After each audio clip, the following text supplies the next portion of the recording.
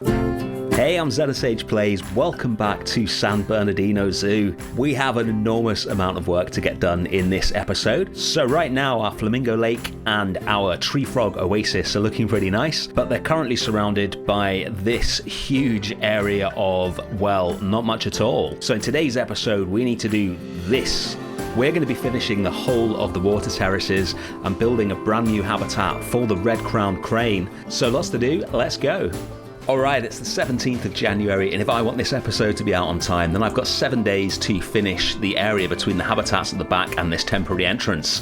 So we're going to start by deleting the temporary path that I put in episode 1 and get a proper path in here that is going to bring the guests down from the entrance building to the water terraces. We all know how much fun it is working with paths in Planet Zoo, so I want this one to be really precise and to have a really smooth gradient so it's nice and comfortable to walk on, and you could get a wheelchair up and down it and it meets, you know, the various sort of standards that you would see in a realistic zoo. So I'm going to do something I've never done before and actually measure stuff. So I'm just building these little sort of measuring things here that's going to enable me to place paths at a specific height and have them be an equal distance between each piece of path. Just getting these finished off, and then we'll use the control and the shift key to get the different bits of path in the places I want, and then we can join them up in a nice smooth gradient so it's not going to be too steep. Takes a bit of playing around with to get it to work, but eventually we're going to end up with a really nice winding path that's going to be planted up, really attractive, give guests a view of different areas of the zoo as they walk down it, and eventually deposit them in the water terraces. So that's the path all joined up. We'll get rid of these sort of measuring pieces, and there you go. That is probably the nicest path I've ever made, I think. Next up, we're going to start building the water terraces and incorporating the path into those terraces. So the motif that I want to go for this area is circles. I want circles everywhere in this part of the zoo, and the path is going to join on to the water terraces with loads of concentric circles, and I'm going to repeat that motif all the way around the area. We're going to incorporate them into the habitat that we're building today for the red-crowned crane, and they're also going to function as steps. So the Planet Zoo guests are going to walk down the actual path, but it's going to look like there's a whole series of steps that they could choose to use as well. So you can take a slightly more direct route down the steps, or you can go all the way down the path depending on what you want to do. And I'm also going to hide some benches under some of them so that the guests will actually sit on the steps, which is going to look cool. So we're going to make the first of the circles here.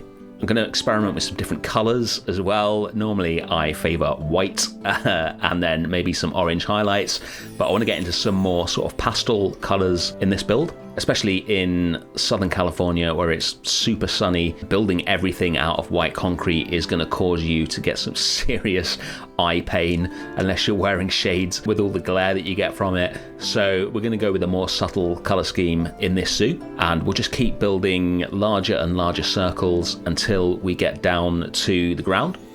And this is going to be the first of the steps that I was talking about, so we'll put some smaller steps in as well. And then this last circle, I've lined it up exactly with the path, and we're going to colour this the same as the path, so it looks like the path is extending round to there. And then we've got the real paths hidden underneath it, and again those are lined up so that people aren't going to be walking through the raised sections and just sort of having the bottom half of their legs disappear because there's no collision detection for the guests. And then in between each section of path we're going to have little gardens that are planted up. So I'm going to make these with the mulch pieces. I want the end result to be like a mixture of paths and steps and greenery, so we get a nice lush look which will complement the pastel colours that we're going to be going for. Well, that's the idea anyway. Going to make custom curbs for the entire path. Things like this are why this build is going to take a long time and why I'm hoping I can get it done in the 7 days I have available to me. But every single piece of the white curb that you can see is going to be replaced with plaster. I spent hours coming up with different designs until I got this one that I was happy with. So we're going to continue the circular motif on this upper level of the path and leave spaces in for more gardens up here. I want each sort of curve in the path as the guests come down to either have some beautiful planting so they've got something to look at, or a space where they can see the next area of the zoo from. The area right next to that bit of path you just saw is going to be a huge Australian area, which I've been planning for absolutely months. I cannot wait to get started on that, but that is some way into the future. And on this end of the path, there's going to be a garden at the level the guests are at, and then a waterfall underneath where the guests are. That's going to be a really nice sort of backdrop for the paths when people are actually down in the water terraces. And obviously it's called the water terraces, so we need some water in it. We've got the flamingos, we've got the frog pond or frog oasis. We're going to have the red-crowned cranes, which will obviously have a lot of water in their habitat. And then we're going to have this waterfall. So just using the special effects pieces for the water, I'm not going to use the actual waterfall piece. And while I was finishing that off, something very exciting happened in the zoo. We had our first zoo babies, 2 little flamingo chicks. I'm calling one of them Cat and one of them May, in honor of Frontier's influencer associate Cat, who brightens my day regularly with an email saying there's a new DLC coming out, or sends me a little present through the post. So I thought I would name them in honor of her. Let's move on to the overlook. This is going to be part of the entrance building and will give guests a view out over the whole zoo. So we're going to build that part of it today. The entrance itself will come in a later episode, probably the next one would make sense.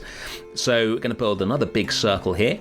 What I'm doing is using the 2-meter plaster pieces, which are nice and small and give you a pretty smooth circle, but I've attached them to the 4-meter wall pieces so that it's on the grid and you get a nice smooth rotation on it.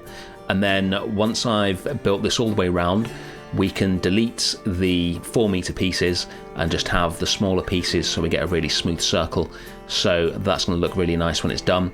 And this area, like I say, will be where the guests stand, look down on the water terraces and get a view across the whole zoo. So we're going to put some real paths in so that guests actually stand here, and these will be hidden under some fake paths made from the rustic stone pieces. We're going to put these all the way across here to hide where the real paths are and aren't, so to speak. And yeah, that's looking really nice. Now we're going to move on to the second path. So the first path we built was to get guests from the entrance down into the water terraces. This one, which I built in the same style, is going to get them into the next area of the zoo, which is going to be the Amazon River Walk, which I am looking forward to building pretty soon. And now we're going to hide some benches in to the edges of this little step. We'll just put them on the edge of the path and then move the step ever so slightly so it covers them up. And now the guests will actually be able to sit on these steps, and then we'll use the guest curbs to stop them from walking into the bits that we don't want them to walk into. We'll crack on now and start building the actual main part of the water terraces. I'm going to use paths to create little blank spaces, the larger of which will be even more gardens to make this as lush as possible, and the smaller ones will just cover up with decals. Alright, it is finally time to start the red-crowned crane habitat. I love building habitats for these birds, but one in the wetlands Florida, I built one in Tekton Zoo, and we're doing another one now. To be honest, they're probably not the most suitable water bird to have in this plaza, but seeing as we've only got flamingos and red-crowned cranes, I'm going to have to use them. If we ever get anything more suitable, like scarlet ibis or something like that, then I'll probably switch them out. But they will do for now. I've got the sort of curve of the path recreated in plaster here, and then I'm going to bring that across to the front and then build a semicircle to round it off so that the front of the habitat matches the back of the habitat, and we get this nice kind of sinuous curve for the whole habitat. I want this habitat to be like an extension of the entrance and the overlook, so that rather than being sort of standing on its own like the flamingos and the tree frogs, it's more like an extension of the architecture of the entrance, and that's where this curve comes in. I think this is going to look really nice. If we take a look at it from above, you can see how it sort of comes out of that overlook and joins perfectly onto the path down to the Amazon River Walk. and that is the effect I'm going to go for. The actual design itself is based on a couple of things. There's an aviary in Geneva, which I'm a huge fan of, called the Bois de la Bâtie, and I used a version of that to make the red-crowned crane habitat I built in our wetland zoo, and then I sort of took that design a bit further with some of my own ideas for the Japanese macaques in Tekton Zoo. And now I'm going to try and do it with even more of my ideas for this red-crowned crane habitat here. So I'm going to put a lot more of the circles from the other side of the water terraces in to give a continuity between each side of the area and make it all feel like a whole. And these steps would be for visitors to stand on, so they get a better view of the cranes, and the crane habitat itself is going to be slightly raised off the floor. And then on the inside of the circles will be pools for the cranes. So we're going to start with the mesh. Going to colour this white, makes it look much more attractive than the sort of standard very dark grey. And we'll put a little sort of rod in at the top and the bottom, so it looks like it's attached to the plaster. And then we'll just copy this all the way around the outside. No quick way of doing this with it being a curve, so that looks pretty nice though. And then we're going to build the roof. So this is the design I came up with for the macaques in Tekton Zoo. I'm going to use it again because I really like it and I love the way it looks with this style of habitat. So basically you build a circle with the curve pieces, and that is going to be a skylight, and then get that where we want it above that pool, and then we'll copy it across again to the other side. Red-crowned cranes live in pretty cold climates in Japan, Korea, China, that area, and Southern California in the summer isn't going to be great for them, to be perfectly honest. So they're going to need a lot of shade. It's not like they never go anywhere warm, but they're certainly not going to want to be in direct 30-degree sunlight all day. So we're going to fill a big roof in across the whole habitat, and then just have these skylights meshed over. So there'll be sort of pools of sunshine inside the habitat, and then the majority of it will be in shade. That way the cranes will be happy, and the guests should be happy as well, because the lighting inside the habitat is going to be really nice, especially at certain times of day when the sun is going to come through these skylights and highlight different areas of the habitat, mainly around the pools where the cranes will be spending most of their time. Placing these plaster pieces in like this individually takes absolutely ages, but I love the finished effect so much. It is well worth the time. All we need to do now is put some mesh over the skylights so the cranes don't fly away. Not much chance of that happening in Planet Zoo, but anyway, needs to look realistic. And that is the externals of the habitat done. So I've planted a load of mulch into one of the circles here, and now we're going to fill it with plants and grass for the cranes. Now in franchise mode, you've got to think about what the animals want. There's a little trick with planting which I did not learn until pretty recently. I must have been building for like a year and a half before I knew this. I wish I'd known it sooner. So if any of you guys don't know this, this could be useful. With franchise mode, the most important thing is that the plants need to be from the right biome for the animals.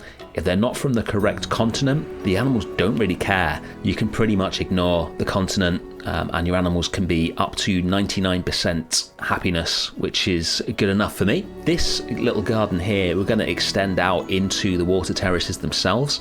So there's a direct continuity from the inside of the habitat to the outside where the guests are. And now we can get our cranes in. We're just going to have a pair of cranes in here. IRL, you can't keep big flocks of them together if you want them to breed, because they get very territorial.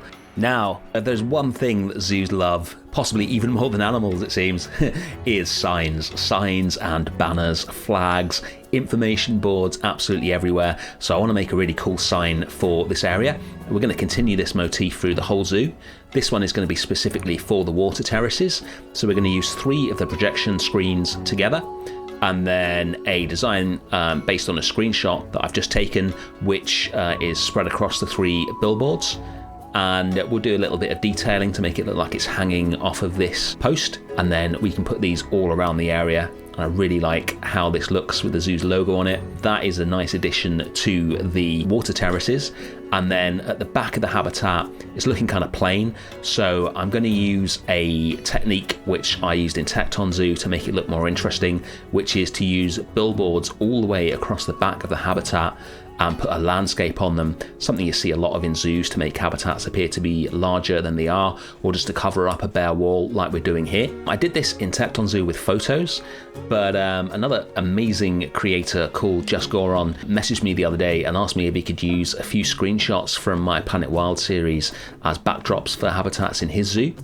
And the reason he wanted to do that is because he said it looks better when you use a screenshot from Planet Zoo for the landscape rather than a photo, because it's sort of in the same world. And I thought, yeah, that's an amazing idea, using a screenshot rather than a photo. So thanks to Just Goron, I'm going to basically use the same idea here. So we've got an episode of Planet Wild that already takes place in the perfect environment for the red-crowned crane, which is Land of the Leopard, which was set on the border between Russia and China in the Amur forest. And so these are screenshots I've just taken in that episode of Planet Wild, and we'll put these all the way across the back of the habitat. It took about 2 hours in Photoshop to line these up correctly, so it was seamless, but I'm really pleased with how it looks. Goron's got a great tutorial on it, which I'll put a link to in the description. And there we go. I can't believe we've made it, but the water terraces are complete. I love how these steps look. I'm really pleased with this build. The cranes look very nice in their habitat as well. This was so far out of my comfort zone in terms of building infrastructure, gradients on the paths, things like that. Stuff I've never done before. I'm so happy with how it turned out. I really hope you guys like it. As always, let's take a quick look at where we were and where we are now. That is a lot of work to get done. Next time, we're going to be building the entrance building itself. Thanks for watching as always, and I'll see you soon. Bye.